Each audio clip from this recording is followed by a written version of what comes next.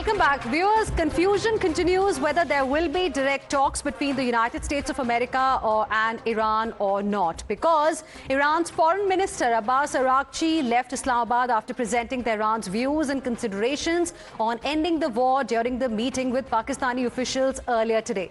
Araghchi is now expected to go to Oman and then Russia next. On the other hand, yesterday, the White House confirmed that U.S. Special Envoy Steve Witkoff and Donald Trump's son-in-law, Jared Kushner, will be heading to Pakistan for Iran talks on Saturday. There's been no official word on whether they've left Washington or not, whether they will be leaving Washington for Islamabad or not. One thing is clear, that Iran is ready to negotiate but will not surrender. It wants talks on its own terms, not on imposed terms and dictated conditions. Nuclear program is a sticking point. Then there is Strait of Hormuz. Iran wants US blockade to end. The ball is now in Trump's court. On the other hand, there is another deadline that Trump has to worry about, the May 1st deadline. Trump is obliged under the 1973 powers after 60 days with congressional approval to continue the war unless he's granted specific authorization to continue. So these are some developments that have taken place over the last few hours. And before I welcome my guests, we have some more breaking inputs coming in at this point in time. We have learned that Iran's Foreign Minister Abbas Araghchi is likely to return to Islamabad on Sunday. Now, this is being reported by media. This is being reported by media in the Gulf. On Truce talks, what we have learned is that Iranian Foreign Minister is going to return to Islamabad on Sunday, and he's going to come back to Islamabad on Sunday. And that's why I said in the beginning that confusion is still continuing, because after he left Islamabad in the evening, we thought perhaps there's no scope for any direct talks between US and Iran this weekend, at least. For now, that option is not on the table. And now there's another important update that we are getting right now, that we are getting for you. US envoy's Pakistan visit has also been cancelled. So the suspense is continuing, and Trump has reportedly cancelled the trip to Pakistan of Witkoff as well as Kushner. President Donald Trump has told American media that US negotiator Steve Witkoff and Jared Kushner will no longer be heading to Pakistan for talks with Iran. So these are some of the developments that have taken place. What do these developments really mean for West Asia and for the entire world? Let's ask our guests who are joining us on the broadcast this evening.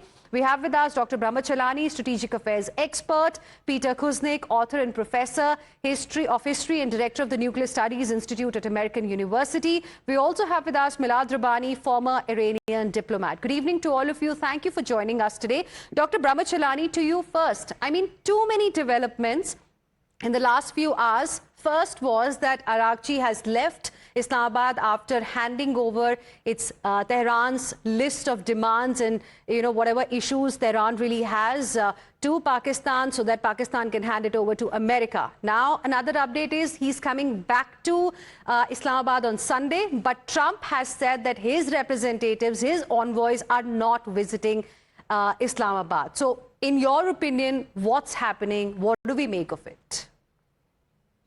Trump is in a self-made trap. The Iran war has turned into a self-inflicted debacle for Trump. He's trying to undo the damage as if the damage can be undone. And he's also at the same time trying to manipulate the US stock market. For example, the announcement of resumption of talks with Iran and Islamabad came towards just before the closing of the US stock markets on Friday. So one doesn't know what game he's playing, but certainly he's imposing escalating costs on the global economy. The global economy is being held hostage by Trump. He sustained a global energy shock. That global energy shock is turning into a food shock.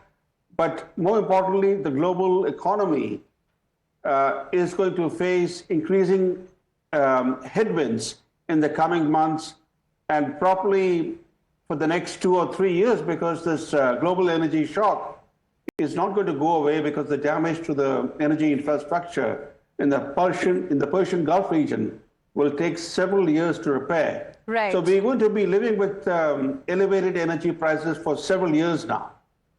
Okay. Milad Rabbani, the question is, if reports are to be believed that we have got just now, then the question is, why is Mr. Araghchi going back to, Islamabad if the American team is not going to be there? Thank you for having me. And I believe it's a signal and pulse from Iranian regime. We cannot exactly say what will happen in few days, whether there will be a direct talks or not. But what I am observing inside the Iran, there are an extremist group. The leader of them now is Saeed Jalili. And we can see some signals. If they replace Saeed Ghalibaf with Jalili, we will observe the escalation and even we will move toward war again. But up to now, there are some signals from Iranian regime, because what they really care about is to save the regime in any cost. They don't care how many people they kill. They don't care with who they will negotiate. But for me, I believe it's very hard for these extremist groups in Iran that the leader of them is now Saeed Jalili, who make a settlement, make a peace with US, because they need enemy. The US and Israel are the philosophical reason of their existence. If this group wants to survive, they need this hostility and war with US and Israel. So this is what I believe. Even we can see some negotiations in some part, but they are temporary, and I believe we will see the situation get worse, and deterioration of situation is what we can expect. Brahmachalani, do you agree? Well, I think, see, the only way out from this conflict is through diplomacy. But look at the irony of how Trump is going about trying to reach some kind of understanding or a deal with Iran. He has bypassed the Secretary of State. He has tasked his own son-in-law and his business partner, Steve Witkoff, with leading these negotiations. Now imagine if in any other established democracy, the president or prime minister outsourced high-stakes diplomacy to their family members and business partners. The outrage may be deafening. But in the US, Trump has virtually normalized such a practice. And it is bizarre that his business partner, Steve Witkoff, and his son-in-law, Jared Kushner, are pursuing this high-stakes diplomacy, not just in relation to Iran, but also with Ukraine and Russia, despite their conflicts of interest. Steve Witkoff is involved in business deals with Pakistan. Yes. And Jared Kushner, his private equity fund, received $2 billion, billion dollars from Saudi Arabia's state fund.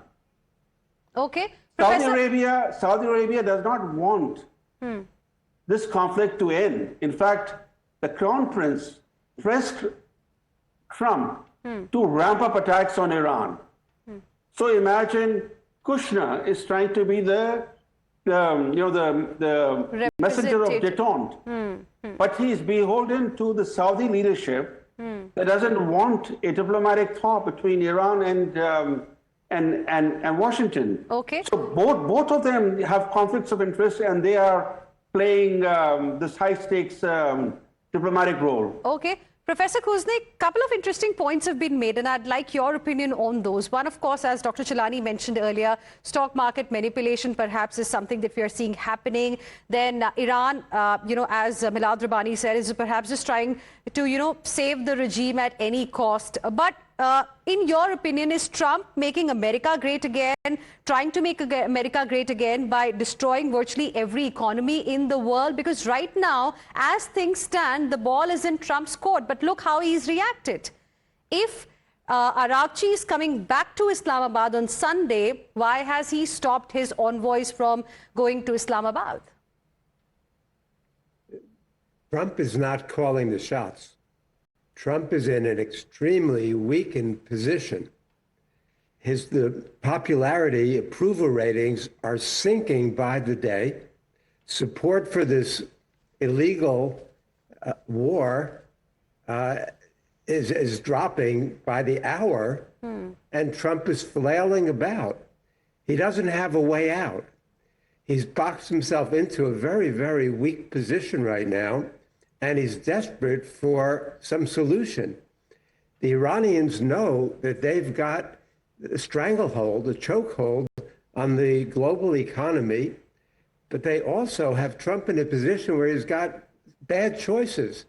If he tries to escalate, the Iranians can retaliate against all the Gulf states as well as U.S. bases in the region and Israel.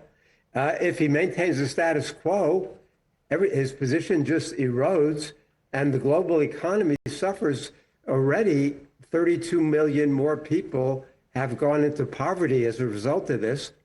And if he backs out, he looks like a total loser. Okay. So he's in a very weak position now, and the Iranians know that. And so they're stringing this along. Okay. Popularity clearly is going down. We've been seeing reports continuously coming in from the United States of America. But Professor Kuznick, there's also this May 1 deadline I would like to talk to you about. As per the 1973 War Powers Act, they limit the war after 60 days with congressional approval needed to continue the war. So do you think he can really continue the war after 1st of May? Will he get an approval? Well, we've seen previous U.S. regimes continue wars illegally, including in Central America. Can he do it? The Pentagon still has a lot of money, although its arms have been severely depleted. In the reports that we see about the depletion of interceptors, U.S. interceptors, Israeli interceptors, U.S. advanced arms, they're going to be in a weak position. It looks like some Republicans, his own supporters, have said that after May 1st, they're going to vote against continuing authorization. So it's very possible that we know almost all the Democrats, except for one, really, have been opposing what's going on.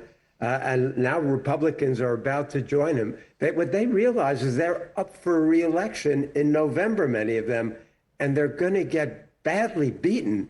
And they keep on putting pressure on Trump to end this, which is why he's sounded so much more moderate. He hasn't threatened civilizational erasure, and destroying everything that stands in Iran, every bridge, every energy facility. So he's been much more quiet. And even when the Iranians have seized and boarded ships in the Strait, Trump said, well, that doesn't break the agreement because they're not U.S. or Israeli ships. Right. So he's desperate for a way out, which is the way right now. Okay. Dr. Rabachalari, what is your view on this May 1st deadline? Well, as we just heard, that previous presidents have actually ignored the 60-day deadline. Barack Obama, for example, continued his Libyan military intervention beyond the 60-day deadline without seeking congressional authorization. Just interrupting you there, I asked that question, see, hypothetically, if we go by what Professor Kuznick has said, that he's really desperate to find a way out. He also wants an exit from what is happening right now. So do you think he can use that as an alibi to stop the war? No, Professor Kuznick is right that Trump is trapped in a self-made debacle. He wants a way out. The thing is that, what's the way out? It cannot be the same Obama-era nuclear deal with Iran, because that will show him very poorly, because it was he who scrapped that nuclear deal with Iran. In fact, it was Trump himself who created the nuclear problem that the US faces in relation to Iran. Iran was complying with the Obama-era nuclear deal. It had actually shipped out its enriched uranium stockpiles.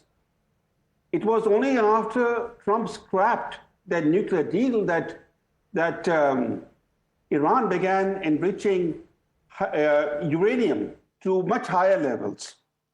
So Trump created this problem, and now he's looking for a solution. That solution cannot be the same kind of a deal. In other words, what Trump is demanding now is essentially Iran's capitulation at the negotiating table. What he could not achieve on the battlefield, he wants to accomplish at the negotiating table. But Iran is not a defeated foe. You cannot impose justice, victor's justice on Iran. And so Trump is trapped not only in terms of his self-made debacle, he's also trapped in his own maximalist demands. Okay. And Milad Rabbani, do you think Iran is showing its keenness to find some kind of a solution, diplomatic solution, despite America's maximalist conditions? It depends on the result of the war besides that two groups in Iran, as I told you. One group is Araghchi and Mohammad Bagher Ghalibaf, and the other group is Jalilian extremists. And what I'm observing is that now the power of extremists is getting more and more, because by propaganda, they introduce themselves as a winner of the war, and they have this illusion. And let me tell you something about the good question you asked about the 1st of May. As Professor mentioned, Professor Peter Kuznick truly mentioned, it's correct. Trump is in a very bad situation now, in the weakened position.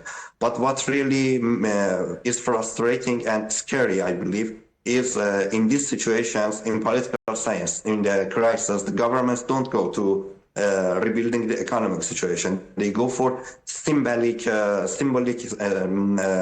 situation to make the public people with themselves, and continue the war, and making a war and escalation of war can be a solution for Trump to show to American people they have some achievements. Okay.